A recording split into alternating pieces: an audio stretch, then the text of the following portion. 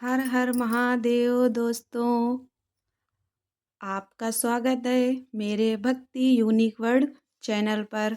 और मैं आपको शिव पुराण में से सुना रही हूँ कि योग शिष्य के आचार पद पर अभिषेक का वर्णन तथा संस्कार के विविध प्रकारों का निर्देश। उपमन्यु कहते हैं, ये दुनंदन जिसका इस प्रकार संस्कार किया गया हो और जिसने पाशुपत व्रत का अनुष्ठान पूरा कर लिया हो, वह शिष्य यदि योग्य हो तो गुरु उसका आचार पद पर अभिषेक करे। योग्यता न होने पर न करे। इस अभिषेक के लिए पूर्वत मंडल बनाकर परमेश्वर शिव की पूजा करे। फिर पूर्वत 5 कलशों की स्थापना करे। इनमें 4 तो चारों दिशाओं में हो और 5वां मध्य में हो।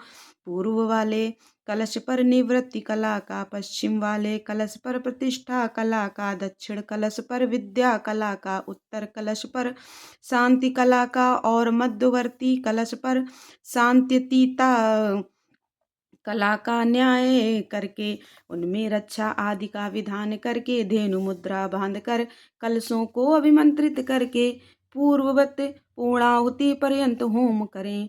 फिर नंगे सिर शिष्य को मंडल में ले आकर गुरु मंत्रों का तर्पण आदि करें और पूर्णाहुति पर्यंत हवन एवं पूजन करके पूर्वत देवेश्वर की आज्ञा लें।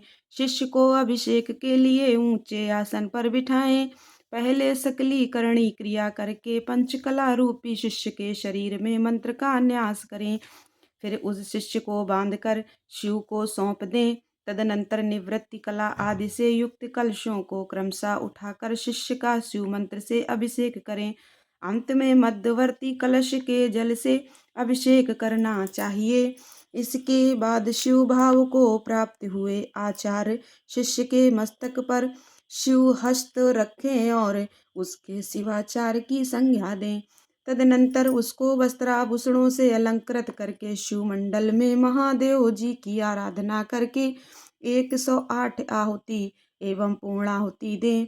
फिर देवेश्वर की पूजा एवं भूतल पर साष्टांग प्रणाम करके गुरु मस्तक पर हाथ जोड़ भगवान शिव से यह निवेदन करें, भगवन्तस्तुत्वत्प्रसादेन देशिकोऽयं मया कृतः अनुगृहात्वा देवी दिव्याज्ञास्मये प्रदीयताम्। भगवान, आपकी कृपा से मैंने इस योग शिष्य को आचार बना दिया है। देव, अब आप अनुग्रह करके इसे दिव्य आज्ञा प्रदान करें। इस प्रकार कहकर गुरु शिष्य के साथ पुनः शिव को प्रणाम करें और दिव्य शिव शास्त्र का शिव की ही भांति पूजन करें। इसके बाद शिव की आज्ञा लेकर आचार्य अपने उस शिष्य को अपने दोनों हाथों से शिव संबंधी ज्ञान की पुस्तक दें। वह उस शिवागम विद्या को मस्तक पर रखकर फिर उसे विद्यासन पर रखें और यथोचित रीति से प्रणाम कर उसकी पूजा करें। तदनंतर गुरु उसे राजोचित चिन्ह प्रदान करें, क्योंकि आचार पदवी को प्राप्त हुआ पुरुष राज्य पाने के भी योग्य है। तत्पश्चात गुरु उसे पूर्वाचार्यों द्वारा आचरित शिव शास्त्रोक्त आचार का अनुशासन करे, जिससे सब लोकों में सम्मान होता है। आचार पदवी को प्राप्त हुआ पुरुष शिव शास्त्रोक्त लक्षणों के अनुसार यत्न पूर्वक शिष्यों की परीक्षा करके उनका संस्कार करने के अनंतर उन्हें शिव ज्ञान का उपदेश दे। इस प्रकार वह बिना किसी आयास के शौच, क्षमा, दया, अस्पृहा, कामना त्याग तथा अनसूया, ईर्ष्या त्याग आदि गुणों का यत्न पूर्वक अपने भीतर संग्रह करे। इस तरह उस शिष्य को आदेश देकर मंडल से शिव कलशों का तथा अग्नि आदि का विसर्जन करके वह सदस्यों का भी पूजन, दक्षिणा आदि से सत्कार करे, अथवा अपने गुणों सहित गुरु एक साथ ही सब संस्कार करे। जहाँ 2 या 3 संस्कारों का प्रयोग करना हो वहाँ के लिए विधि का उपदेश किया जाता है।